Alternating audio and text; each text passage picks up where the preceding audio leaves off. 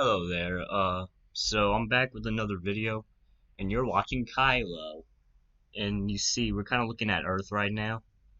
Uh, and now we're moving from Earth at about Voyager 1 speed, but that was not the point of this video. Today we're going to be talking about something that's going to be happening, but you're not going to be alive to see it, sadly.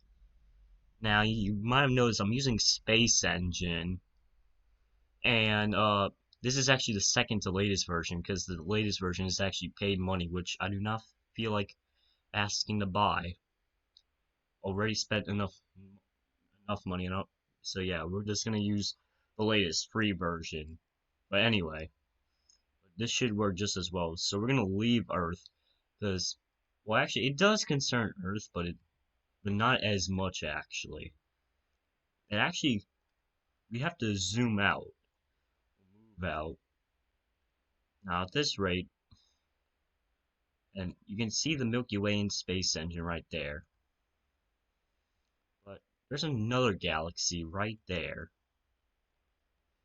Andromeda, also known as Messier 31.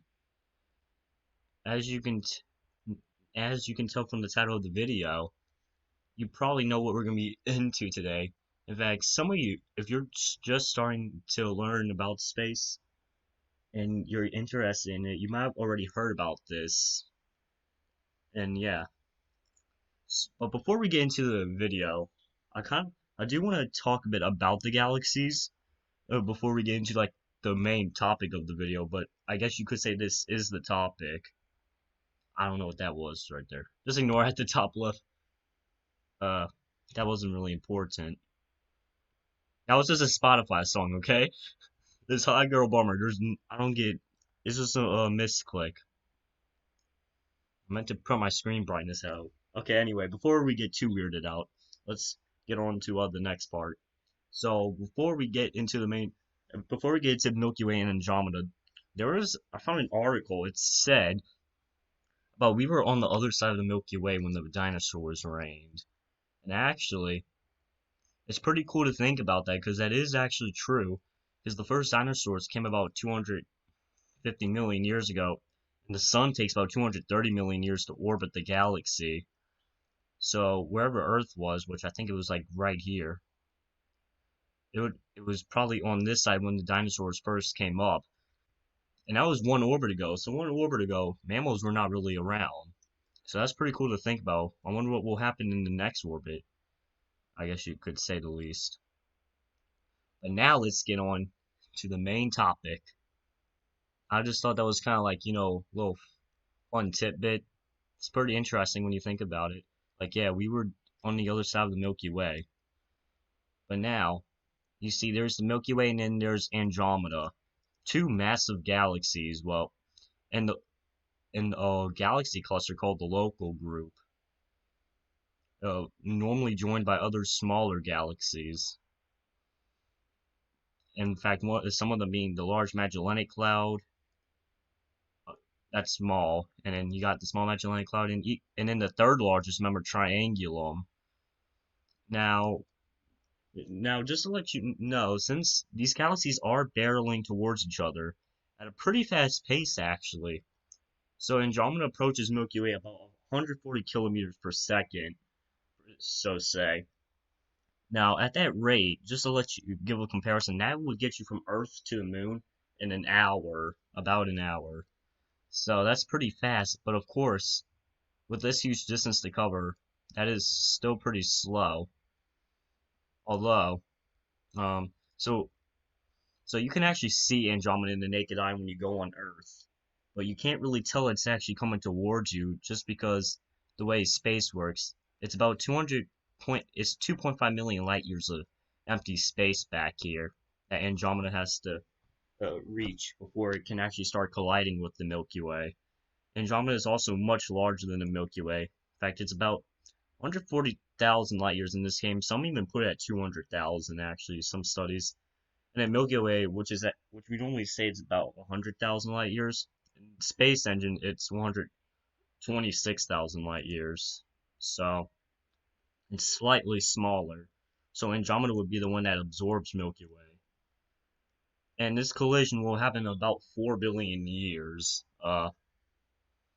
And the new galaxy would be elliptical, and it would be called Milkdromeda. But it's possible all of the local group will sadly be engulfed into this probably in this awaiting collision. Now you might now let's talk a little bit about these galaxies real quick because actually we are going to get into Universe Sandbox to show the collision, which it it doesn't really do a good job sadly anymore. But I guess it would be fun to actually show the collision. But before we get there, let's talk a little bit about these galaxies and why they're colliding, a little bit about what has happened to them and all that. So let's start with the Milky Way. We know Milky Way is 13.2 billion years old. We got to calculate with the star, which I believe, look this up, we can see it's, let's, hold on, I got HE152300901. We were able to calculate Milky Way's age with that star. Now, Now, so that is pretty old, considering it's only 600 million years after the universe formed. So Milky Way would be considered an ancient galaxy. What about Andromeda? How old is that? Well, the weird thing about Andromeda is that it's around 10 billion years old, so much younger than Milky Way. And Andromeda actually has the largest age dispersion and like its own counterpart than many galaxies in the local group, some ranging from only a few million years old to 5 billion years old. And unlike most members like the Milky Way or the Magellanic Clouds, which have very low age dispersions, relatively low. Now you might now, how fast is Andromeda coming towards the Milky Way? Like I said, it was 140 kilometers per second. So that's about 4 billion years time. And once they finally collide, it will take about 3 billion years for the process to finish up. So in 7 billion years, you would finally see, like, yeah, that's when the elliptical galaxy Milkdromeda would be formed. But another process is also happening at this time. Some of you might know that the death of the sun is going to happen during this time because the sun is getting old. So sadly, we won't be on Earth to see this in peace because the sun's going to be expanding. But it's going to put up a really cool light show at night, but we're going to have to deal with the sun in the daytime. Or like that huge ball of gas. What are you doing? Okay, whatever. Now, for the main, now, of course, we're going to use Universe Sandbox. We're going to, we'll try to simulate this collision. Do not know what's happening. I do not know why I was zoomed in onto the sun. So actually, we gotta get a new simulation. Uh, we're gonna find the Milky Way galaxy, and then we're gonna get Andromeda, and they're using Milky Way. They're using Milky Way. This is about, I think I would say this is about 45.8 Milky Way, so about that much.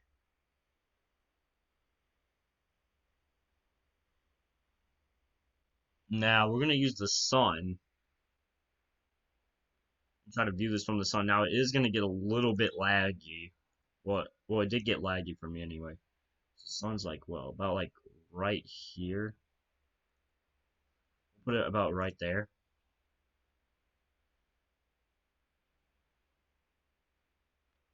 So I do not know why it's not letting me zoom in. And we're gonna turn off trails real quick, cause yeah, we don't want that. We can have labels though. So actually, it's not. Well, it is a little bit laggy, but let's find Andromeda real quick. So Andromeda's right there. I'm gonna have to fix this a little bit. Oh, I do not know what just happened. So we're gonna rotate this. Well, actually, you know what? We don't really need it rotated. It's fine. We can just view it from here. But anyway, so we're gonna be around Sun as it slowly rotates around the Milky Way as we watch the collision unfold.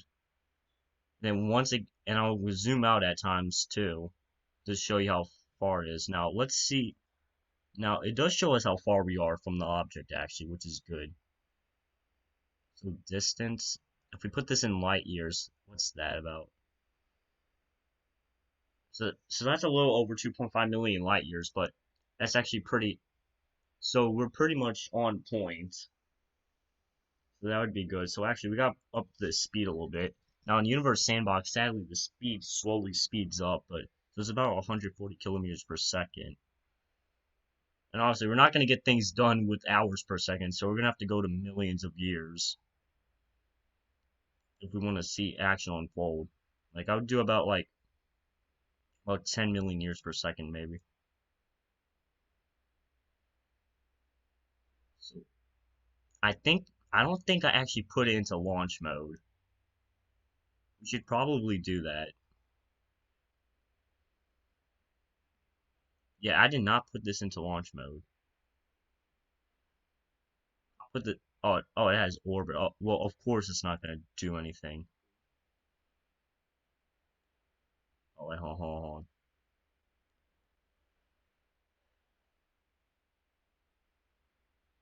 Well,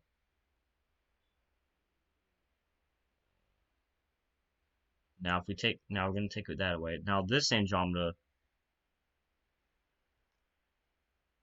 is gonna come towards the Milky Way. We're gonna watch it come towards us. Now, sadly, the game kind of messes up after a galaxy collision, so yeah, it's not gonna be full on accurate, but you can at least see how it approaches. Now, Andromeda can be viewed in the sky. Actually, that's actually pretty good, actually, the way it looks. So it can be viewed in the sky, something like this, except just imagine like more realistic. You can look up photos. You you can actually even see this in moderate light pollution. Like even if it's like moderate, you could still see it because it has a 3 point. I think it's a 3.1 absolute magnitude that we can see. But basically, this is one of the few galaxies you can see in the night sky. In the southern hemisphere, you can see the Magellanic Clouds in non-light polluted areas. And Andromeda is also the farthest galaxy you can see with the naked eye. Now, in Triangulum, you could see it, but it's a little but it's like it's not really visible. So we consider Andromeda the farthest you can see in the naked eye from Earth. And it's going to slowly become larger in our night sky, as obviously it's going to be approaching. So anyway, let's start this simulation, shall we? I don't know how fast this thing is approaching. Whoa, whoa, whoa, whoa, whoa. That's a little fast, buddy. So that's a little too fast. That's like, let's put this at more realistic. So this is going to be how the night sky slowly evolves with Andromeda. Slowly coming closer, and simulation can't run faster, but that's okay. So sun will slowly get larger. It will eventually devour our planets, which I don't want to show because then we can't do the millions of years. But anyway, for some reason it's actually becoming larger. That's fun. So sun will swell to about a red giant.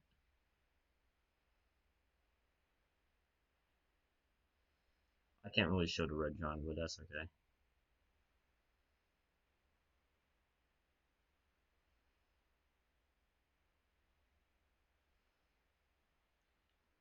Uh, so we kind of gotta wait a little bit. So this is the Andromeda Galaxy slowly approaching the Milky Way. You can't really tell it's yet approaching. And if we zoom out, uh,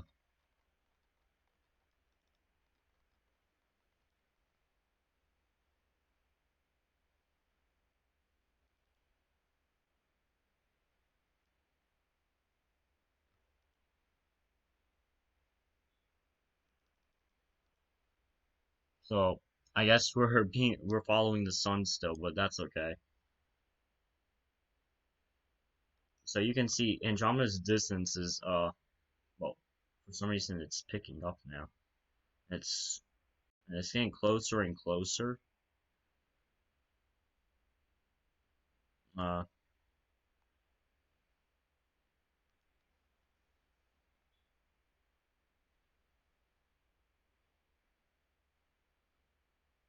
Oh, it's this much Milky Way. Okay, yeah. So once the collision starts, it's gonna become kind of chaos, but like unrealistic chaos. In real life, it would be like more more of like a huge mess for a bit, but it soon everything would go back to normal.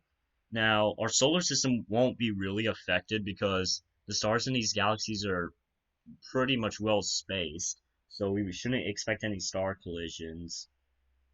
Although we could see a few close encounters, though, but even those close encounters are like a few light years away, so it won't really be that bad. And we're coming to the final line with Andromeda now approaching. I think Milky Way just got destroyed. Do not know why.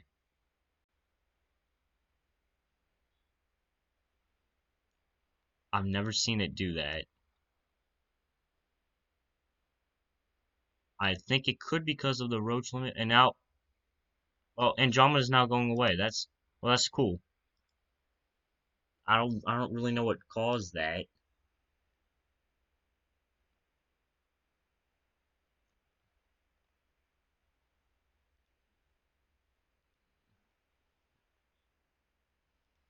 Uh, so we're gonna show a collision, which, yeah, it doesn't really end out well. Actually, it's doing kind of well. Yeah, but the particles are being smashed out, which probably would happen. We could see a lot of rogue stars leaving this cluster. Like, I wouldn't be surprised if they did, but I would, I would kind of still would because of the fact that it wouldn't be, the collision shouldn't be shouldn't be bad enough that, like, it'll force them to escape velocity, but it could. I'm not saying that it wouldn't, but anyway.